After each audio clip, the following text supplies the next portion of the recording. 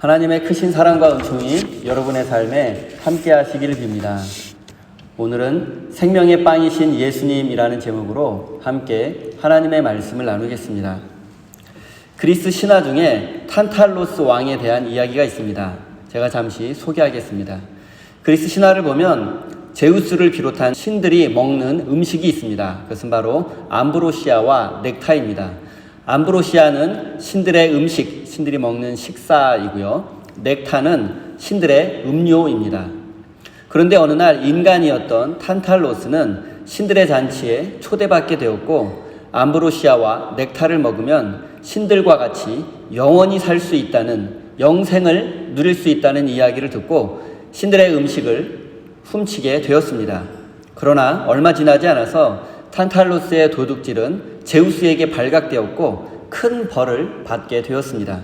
그 벌의 내용은 영원한 굶주림과 갈증이었습니다. 탄탈로스는 가슴 정도까지 차는 물속에 갇히게 되었고, 머리 위에는 사과나무가 있지만 그것을 먹으려고 하면 가지가 더 높은 곳으로 올라가서 먹을 수 없었고, 갈증이 나서 물을 마시려고 하면 물이 땅바닥 아래로 내려가기 때문에 물도 마실 수가 없었습니다. 그래서 그는 영원한 배고픔과 갈증 속에서 고통을 당하게 되었습니다. 이 탄탈로스의 형별에서 영어 단어 tantalize 그리고 tantalizing이라는 단어가 유래했습니다. 사전적 의미는 감질나게 하다, 애간장을 녹이다 라는 뜻입니다. 우리말로 쉽게 말씀드리면 바로 눈앞에 있어서 잡을 수 있을 듯 하지만 아무리 노력해도 잡을 수 없는 상황을 의미합니다. 잡힐 듯 하면서 끝내 잡히지 않는 것, 그것이 탄탈로스가 받은 벌이었고, 영어 단어 tantalizing, 탄탈로스의 형벌에서 유래한 단어입니다. 만족을 모르는 육체의 배고픔과 욕망은 점점 더한 갈증과 허기를 키워갈 뿐입니다. 결코 채울 수 없는 육체의 배고픔과 욕망을 채우려고 애쓰는 것은 인간으로서 자연스러운 일입니다. 하지만 영적인 배고픔은 외면하고 육체의 배고픔에만 집중하는 것은 문제가 될 수밖에 없습니다. 오늘 본문 말씀은 오병이어의 기적을 경험한 사람들이 가버나움에 계시는 예수님을 만나기 위해서 찾아가는 것으로 시작합니다. 그들은 어렵게 예수님을 찾아왔지만 예수님은 그들에게 냉정하게 말씀하셨습니다. 너희가 나를 찾는 것은 표징을 보았기 때문이 아니라 빵을 먹고 배가 불렀기 때문이다. 오병이어의 기적을 경험한 사람들이 다시 예수님을 찾아온 것은 오병이어 사건을 통해서 예수님께서 하나님께서 보내신 구원자라는 사실을 깨닫지 못하고 다시 한번 자신들의 배를 배불리 채워줄 것을 기대하고 예수님을 찾아온 것입니다. 이런 마음으로 예수님을 찾아온 군중에게 마치 먹을 수 없고 마실 수 없는 것을 얻기 위해서 안간 힘을 쓰는 탄탈로스의 모습을 보게 됩니다. 예수님은 이런 군중들에게 썩어 없어질 양식을 먹기 위해서 애쓰지 말고 영생을 얻을 수 있는 양식을 먹어야 한다고 말씀하셨습니다. 썩어 없어질 양식은 음식이 부패하고 썩는 것을 의미하는 것이 아니라 육체의 배고픔을 채워주는 음식은 잠깐 동안 배부름을 줄 뿐이지 시간이 지나면 또다시 배고파지는 것을 의미합니다. 보통 사람들이 삶 속에서 추구하는 건강과 재물, 그리고 명예와 아름답고 멋진 외모가 주는 만족도 시간이 지나면 모두 사라지고 맙니다. 예수님께서 오늘 본문 말씀을 통해서 하시는 말씀은 썩고 부패하고 사라지는 것들을 추구하지 말고 그런 것들이 부족하다고 해서 두려워하지도 말라는 것입니다. 오히려 영원한 것, 영원한 양식을 추구하라고 말씀하십니다. 25절과 26절입니다. 그들은 바다 건너편에서 예수를 만나서 말하였다. 선생님, 언제 여기에 오셨습니까? 예수께서 그들에게 대답하셨다. 내가 진정으로 너희에게 말한다. 너희가 나를 찾는 것은 표징을 보았기 때문이 아니라 빵을 먹고 배가 불렀기 때문이다.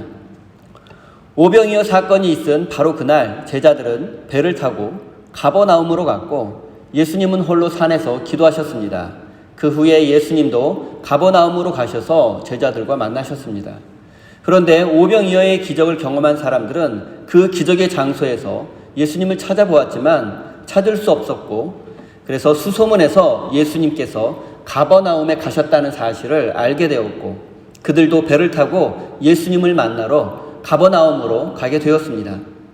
예수님을 애타게 찾는 사람들의 마음속에서는 예수님을 자신들의 왕으로 세우게 되면 땀 흘려 일하지 않아도 배불리 먹을 수 있다는 기대와 로마 제국으로부터 해방될 수 있다는 기대감이 있었습니다. 인류 역사상 가장 풍요로운 시대인 21세기를 살고 있는 현대인들은 예수님 시대에 대다수 갈릴리 사람들이 먹고 살기 위해서 얼마나 애써야 했는지 공감하기 어렵습니다. 로마 제국의 식민 통치로 고생하는 것은 누구나 마찬가지였지만 그보다 더 힘든 것은 부패한 이스라엘 권력자들의 착취와 억압이었습니다.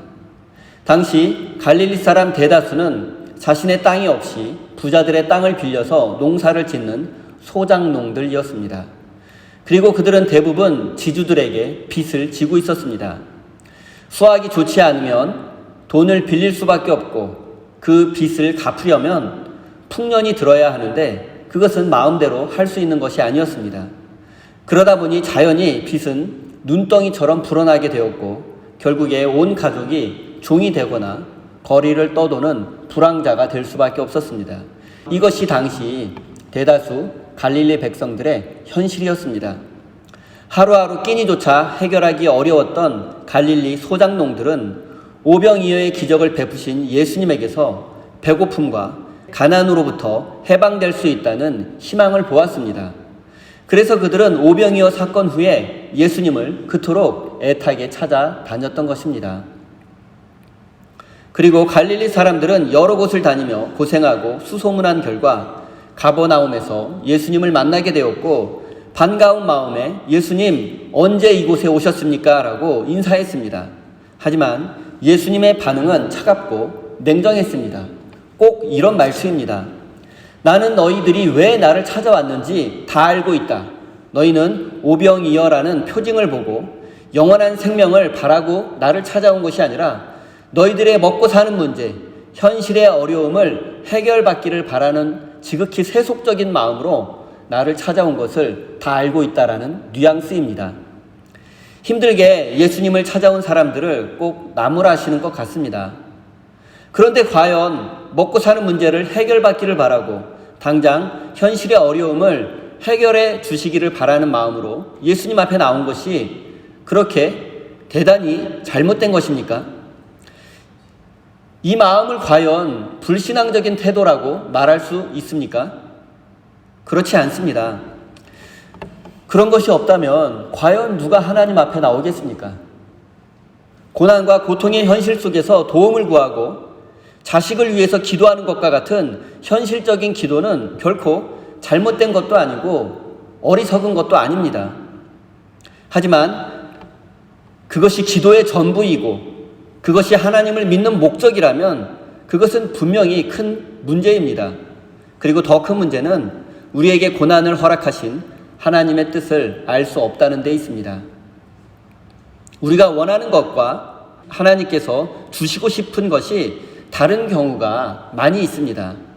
또한 내 뜻대로 되지 않는 것이 더 좋은 경우가 있다는 것을 우리는 경험을 통해서 알 수 있습니다. 지금 갈릴리 사람들은 예수님을 만나기 위해서 왔지만 그들은 아직 예수님이 왜 오병이어의 기적을 베푸셨는지 그 이유를 깨닫지 못하고 예수님이 어떤 분인지 아직 알지 못하고 있습니다. 그들은 단지 예수님을 로마의 압제로부터 해방시켜 줄 것과 자신들의 먹고 사는 문제를 해결해 줄 지극히 현실적인 메시아로 믿었을 뿐입니다. 사랑하는 성도 여러분, 지금 여러분이 이 예배의 자리에 앉아 계신 이유는 무엇입니까? 여러분은 예수님으로부터 어떤 도움을 받기를 원하십니까? 저는 여러분의 목사로서 여러분이 원하고 바라는 모든 기도의 제목들이 속히 응답되기를 바랍니다. 또한 여러분이 예수님이 어떤 분인지를 깨닫고 예수님을 여러분의 인생의 주인으로 모시고 살아가는 참된 믿음의 사람이 되기를 계속 기도할 것입니다. 27절 말씀입니다. 너희는 썩어 없어질 양식을 얻으려고 일하지 말고 영생에 이르도록 남아있을 양식을 얻으려고 일하여라. 이 양식은 인자가 너희에게 줄 것이다. 아버지 하나님께서 인자를 인정하셨기 때문이다. 예수님은 현실적인 문제를 해결받기 위해서 온 갈릴리 사람들의 구체적인 문제를 말씀하셨습니다. 그것은 한마디로 지금 그들이 썩어 없어질 양식을 위해서 살아가고 있다는 점입니다. 썩어 없어질 양식은 잠시 그들에게 배부름을, 만족감을 줄 수 있습니다. 물론 이것은 생존에 반드시 필요한 것입니다. 하지만 그것은 이 땅에서만 의미가 있습니다. 그리고 나만 가지려고 하고 내가 너무 많이 가지려고 하면 다른 사람은 상대적으로 적게 가질 수밖에 없습니다.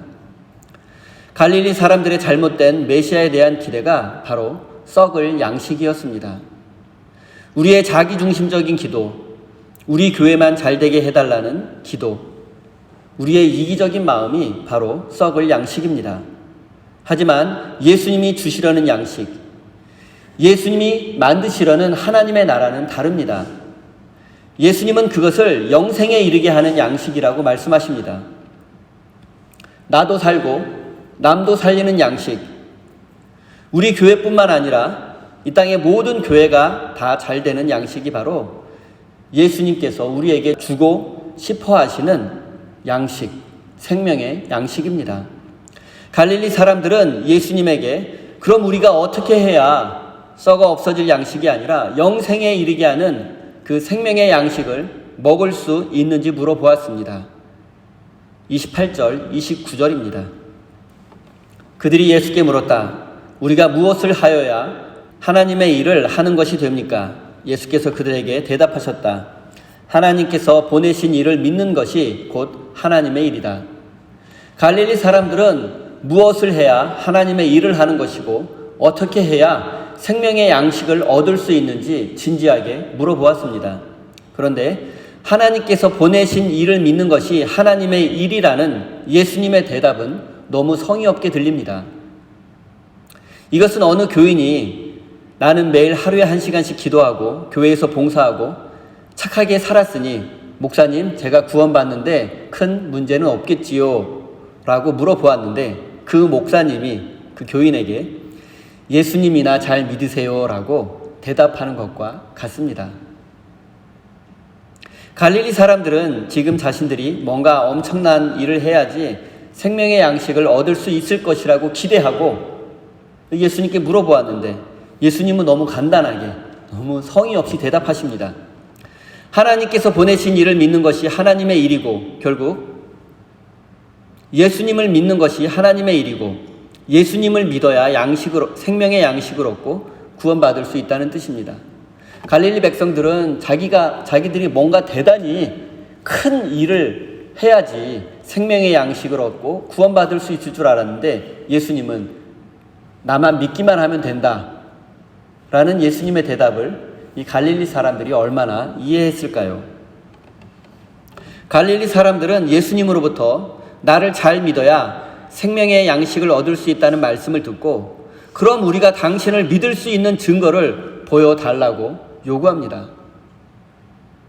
그들은 지금 당신이 보여준 오병이어의 기적 하나만으로 당신을 구원자로 믿는 것은 부족하니 그렇게 하기는 어려우니 다른 표징과 기적을 보여달라고 더 큰 것을 보여달라고 요구합니다.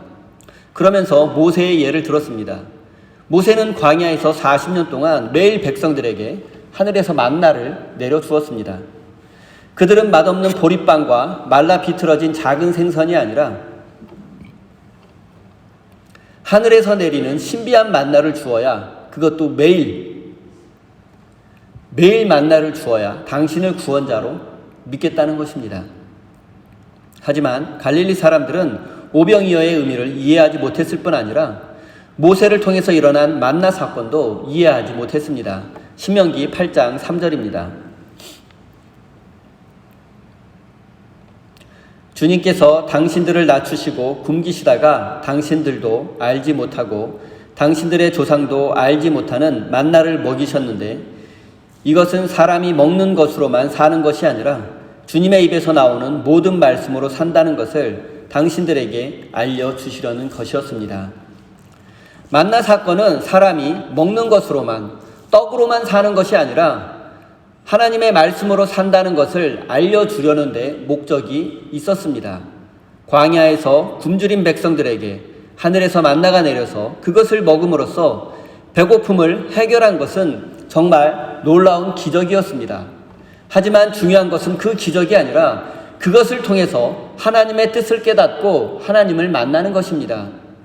그리고 하나님께서 만나 사건을 통해서 백성들이 깨닫기 원하셨던 것은 사람이 떡으로만 사는 존재가 아니라 하나님의 말씀으로 사는 존재라는 사실이었습니다. 하지만 갈릴리 백성들은 하나님의 말씀이 아니라 만나를 먹어야 살 수 있다고 굳게 믿고 있었습니다. 즉 하늘에서 만나가 내리는 기적을 바라고 있었던 것입니다. 그래서 그들은 하나님보다 모세를 더 기다리고 있었습니다. 그렇기 때문에 그들은 하나님이 보내신 예수님을 알아보지 못했던 것입니다. 그리고 설사 모세가 와서 다시 예전처럼 만나를 내려준다 할지라도 그것은 썩어 없어질 양식일 뿐입니다. 먹을 때만 배부르지 시간이 지나면 다시 배고플 수밖에 없습니다. 만나를 먹어도 영원한 생명을 얻을 수는 없습니다. 만나를 먹는 것만으로 저절로 하나님의 백성이 되는 것도 아닙니다.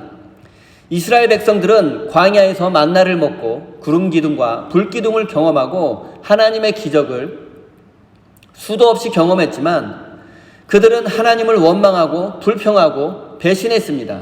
그래서 그들은 결국 불순종으로 인해서 모두 광야에서 죽고 말았습니다. 갈릴리 사람들의 어리석음은 한 가지 더 있습니다. 그것은 바로 하늘에서 만나를 내린 것은 모세가 아니라 하나님이라는 사실을 알지 못했던 것입니다. 모세는 하나님께서 사용하신 도구였을 뿐, 하늘에서 만나를 내려주신 분은 하나님이셨습니다. 그럼에도 갈릴리 사람들은 모세가 만나를 주었다고 굳게 믿고 있었습니다. 사랑하는 성도 여러분, 만나 사건은 물론 대단한 기적입니다. 대단한 사건입니다. 하지만 그 속에서 모세는 단지 하나님의 심부름꾼일 뿐이며 주인공은 하나님이라는 사실을 깨닫지 못한다면 우리는 구원의 길에서 멀어질 수밖에 없습니다. 갈릴리 사람들에게 모세는 가장 완벽하고 위대한 지도자라는 믿음이 있었습니다. 그 믿음이 틀렸다라고 말할 수는 없지만 그들은 모세와 예수님을 비교하고서 예수님을 모세보다 못한 존재라고 여기고 있었던 것입니다.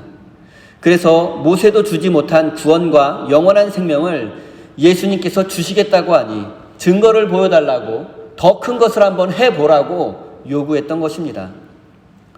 모세가 위대한 지도자인 것은 분명하지만 본질적으로 그는 하나님께서 사용하신 일꾼에 지나지 않는다는 사실을 깨달아야 합니다. 34절과 35절입니다. 그들은 예수께 말하였다. 주님, 그 빵을 언제나 우리에게 주십시오. 예수께서 그들에게 말씀하셨다. 내가 생명의 빵이다. 내게로 오는 사람은 결코 줄이지 않을 것이요 나를 믿는 사람은 다시는 목마르지 않을 것이다. 예수님은 갈릴리 사람들에게 모세의 만나가 아니라 하나님께서 주시는 생명의 빵을 먹어야 구원받을 수 있다고 말씀하십니다. 예수님이 말씀하신 빵은 한 번 먹으면 영원히 배고프지 않고 목마르지도 않습니다. 그러자 그들은 그 빵을 항상 달라고 요구합니다. 여러분, 만약에 한 번 먹으면 100년 동안 배고프지도 목마르지도 않는 알약이 있다면 사람들은 그 알약을 구하기 위해서 수단과 방법을 가리지 않을 것입니다. 한 번 먹으면 100년 동안 배고프지 않을 뿐만 아니라 건강하게 젊음을 유지할 수 있는 약이 있다면 모든 사람들이 그 약을 원할 것입니다. 그런데 예수님께서 주시는 약은 100년 정도가 아니라 영원히 효과가 있는 약입니다. 예수님께서 주시는 약을 먹으면 영원히 배고프지도 목마르지도 않습니다. 예수님께서 주시는 약을 먹으면 영원한 생명을 누리고 구원받을 수 있습니다. 그리고 예수님 자신이 바로 그 영생의 약이라고 말씀하십니다. 내가 바로 그 생명의 빵이라고, 내가 바로 그 생명의 떡이라고 말씀하십니다. 생명의 떡이신 예수님을 먹는 사람, 즉 예수님 앞에 나아가는 사람은 누구든지 구원을 받게 됩니다. 영원한 생명을 누릴 수 있습니다. 이 세상의 관점으로 보면 예수님을 잘 믿는 사람도 결국에는 죽게 됩니다. 믿음이 좋은 사람도 먹지 않으면 배가 고프고 병들면 고통스럽습니다. 또한 실직하게 되면, 사업이 어려워지게 되면 두려움을 느끼게 됩니다. 이런 현실을 살고 있는 우리에게 생명의 빵이신 예수님을 믿기만 하면 영원히 배고프지도 목마르지도 않는다는 성경 말씀이 의미하는 것은 과연 무엇이겠습니까? 오병이어 사건은 예수님께서 하늘로부터 내려온 생명의 빵이라는 사실을 알려주는 표징이고 사인입니다. 그러나 갈릴리 사람들은 생명의 빵이신 예수님에게는 관심이 없고 현실적인 문제, 즉 배부른 것에만 관심이 있었습니다. 오병이어 기적의 현장에서 예수님께서 주시는 빵을 먹었음에도 그들은 예수님께서 생명의 빵이라는 사실을 깨닫지 못하고 곧 썩어 없어질 것, 배부르게 하지 못할 것을 찾고 있습니다.